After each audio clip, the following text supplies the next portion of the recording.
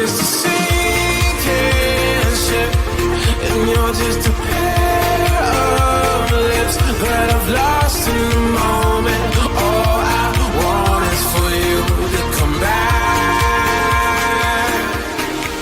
Now I'm caught in the middle of life, and I need. We are now live.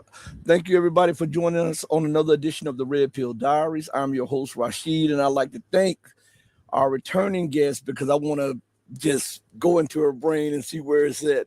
Colonel Karen Kwiakowski. I always mess it up a little bit, but how are you doing today, ma'am?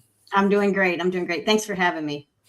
Thanks for being here. I want to jump right into it because it's looking like there's war on the front in Ukraine. But what has Trump done in Venezuela? Everybody they're forgetting about the Venezuelan front. Has he just declared victory and gone home and to another front, or what is actually going on in Venezuela? Well, I mean, he has declared victory because he's got the Chavez person, Rodriguez, President Delcy Rodriguez, who's running the place. You know, she is a Chavista. I mean, she is part of Maduro's team.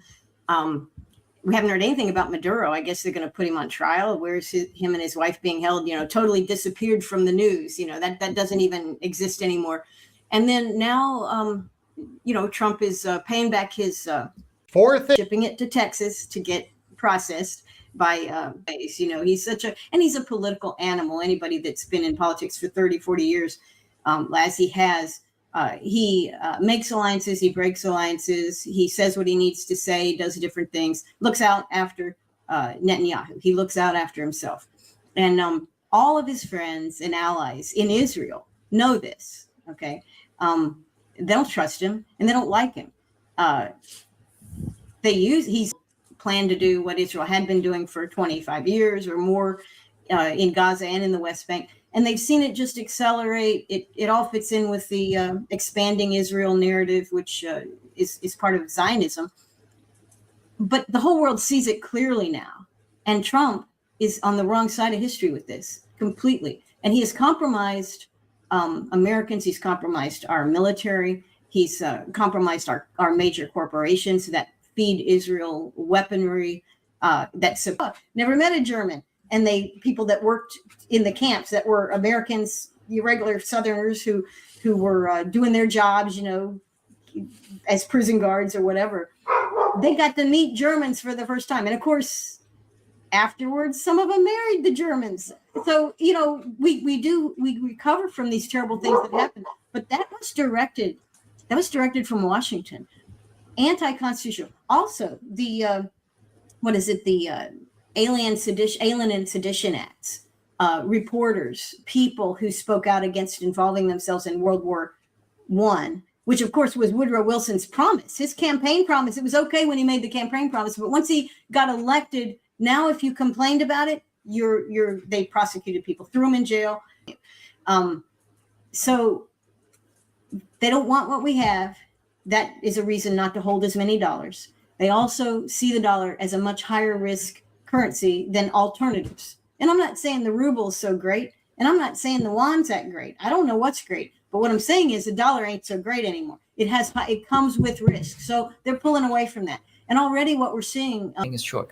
But simply the fact is that the United States, in its kind of monopoly stage of economic development, financialize everything. What I mean by that, it's going to happen. Thank you so much.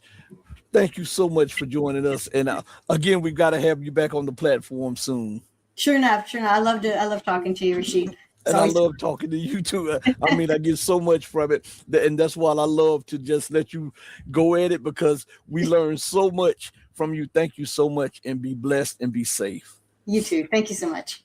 Everybody listen, please hit the like button and subscribe. And remember, as I always go out, I always tell you this: do right to others, not because there's some material gain to have or some accolades, but do right by others because it's the right, the humane, and the godly thing to do. Because even when no one else is watching you, remember that God Almighty is watching you. As my late, great, and beautiful mother would always say, God sits high on the throne of power, but he looks low at the actions of man.